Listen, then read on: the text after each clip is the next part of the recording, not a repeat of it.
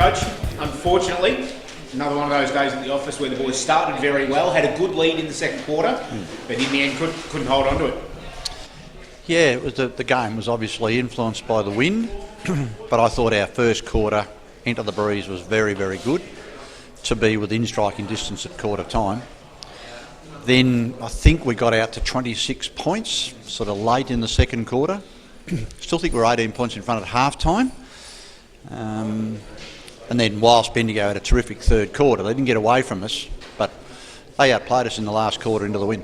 Yeah, they did indeed. Look, some positive come from the game in that second quarter, 8 goals in the second quarter. Win related, yes, but some really good passages of play throughout. Yeah, I was really pleased with our method with the win, no doubt about that. But,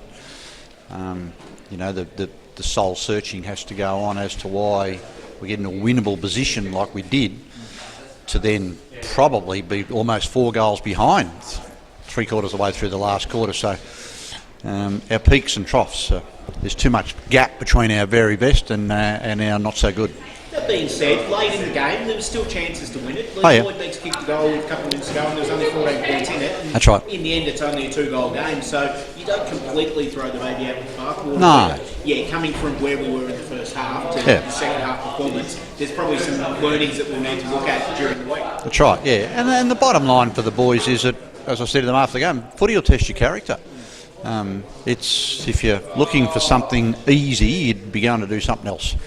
So the challenge to continue to learn, the challenge to play at our best for longer, but then find a way to stay in the game when the opposition has momentum. It's the key learning for us now is to find a way to stay in the game and not lose control of the game when the opposition's got their momentum. And that's twice now in 2 weeks. When the opposition's got to their best, we've got too far away.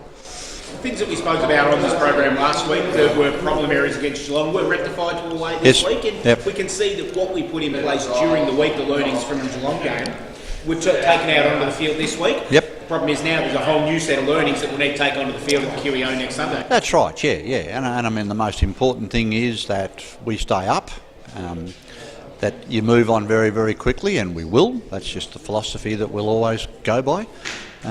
But I think there's a key reminders to us. I think we had 44 tackles in the first half, 25 in the second half.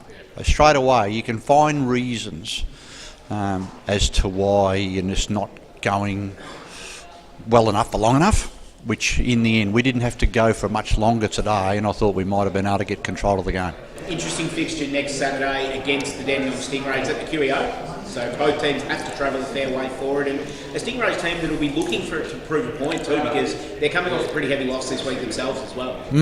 That's how they'll deal with that. Obviously, it's up to them, and the important thing for us, as I said to my boys, is that hey lads, we've let one slip here.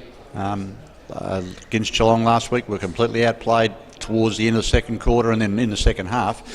But today we had control of the game and didn't nail it. So we got to deal with that to then get our season up and underway next week in Bendigo. I suppose a similar position standing in this exact same spot last year where we had chances, and it was against the Stingrays in round 2 last year where we had chances and let a game slip. We did. Feeling very much like we are now. Yeah. But probably last year, I think, without being too dismissive about it, we're probably a bit better defensively last year. I think what's happening is that there's the opposition scoring too heavily against us too quickly, and that's an issue that we have to get right. So that's a part of being able to just maintain some equilibrium in the game when the opposition's playing well. That'll still come back to your team defence.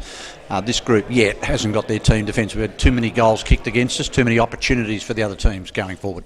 36 goals kicked against us already this year, but the other hand of it is you've got a very young backline that haven't played much TAC Cup footy, haven't played much together as well, so they're gelling with every minute of footy they play together as well. Yeah, you just got to hope so, but it's more than just the backline, it's the whole team that just needs to knuckle down, and as we call it, team defence. Team defence is easy to say, but it's hard to get right, so we haven't got that right, and we need to get that right, because that's where I think we're losing control of games, because we're not good enough as a team when we defend. Round 3 starts pretty well straight away for us as we analyse round 2 and move on. Thanks for your time today, Coach. No worries, Sean. This week. Okay, good on you.